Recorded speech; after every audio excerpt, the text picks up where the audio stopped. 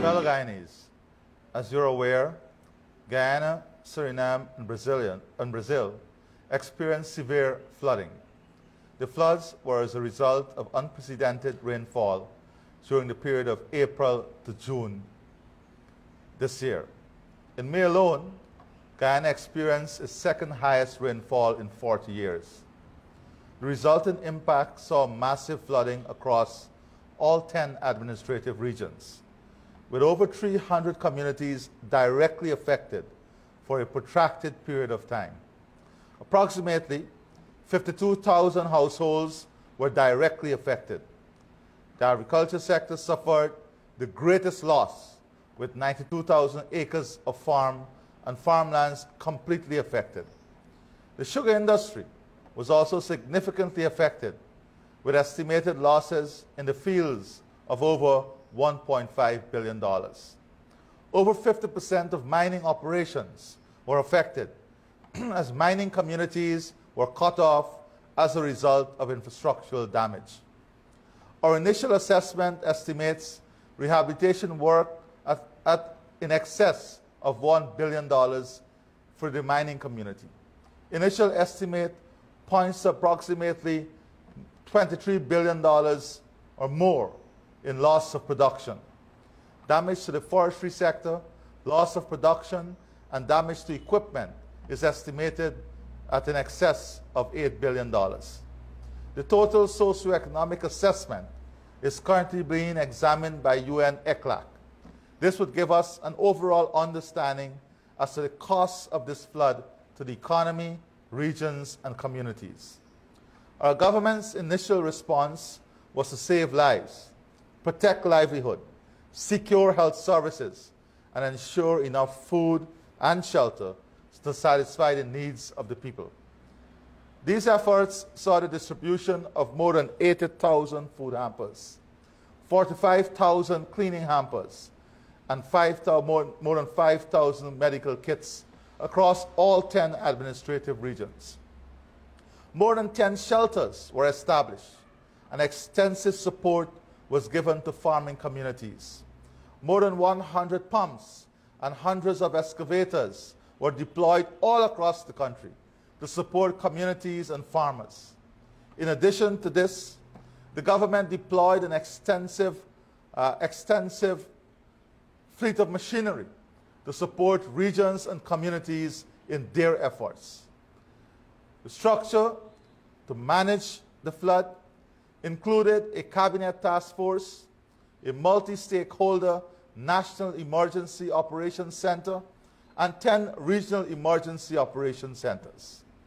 Having regards for the massive disruption in the economy and household level, particularly the agricultural sector, the government committed to direct transfers to household and farmers to allow them, in the first instance, to return to some level of normalcy in their homes, while supporting the agricultural sector to return to productive capacity so as to mitigate against potential food shortages, whilst at the same time supporting the farming community. The assistance I'm about to announce cover various categories of households and farmers. Whilst some large farmers were severely affected, especially in rice and poultry, the ceiling of assistance will not exceed $10 million for individual farmers. As you're aware, $10 billion was approved in supplementary provisions to address these needs. From the data collected, approximately 52,000 households were affected in the following categories: homestead farmers, kitchen garden, and households exclusive of kitchen gardens and homestead farms. In these categories, farmers and homestead would receive 100 farmers within the context of a homestead would receive $100,000 each. Kitchen garden farmers, those with kitchen garden, will receive $50,000 each. And households excluding homesteads and kitchen gardens will receive $50,000 each also. The combined assistance The homestead farmers, kitchen gardens, and households for these categories will be in excess of $3.5 billion. The rice sector also suffered heavily, with approximately 50,000 acres and 2,000 farmers directly affected. In this category, the following assistance will be given. For rice that was ready to harvest but lost in the floods, $80,000 per acre will be given to those farmers. For rice sowed and lost in the autumn crop, these farmers will receive $65,000 per acre. For land that was completely prepared but was not sowed, $45,000 per acre will be given to these farmers. In addition to this support, 60,000 bags of seed paddy will be made available. The combined assistance in these four categories would be in excess of $3.2 billion. In the livestock industry, assistance will be broken down into four categories: subsistence farmers, small farmers, medium farmers, and large-scale farmers. In these four categories, more than 2,000 farmers were affected. In total, these four categories will benefit from in excess of $600 million direct transfer.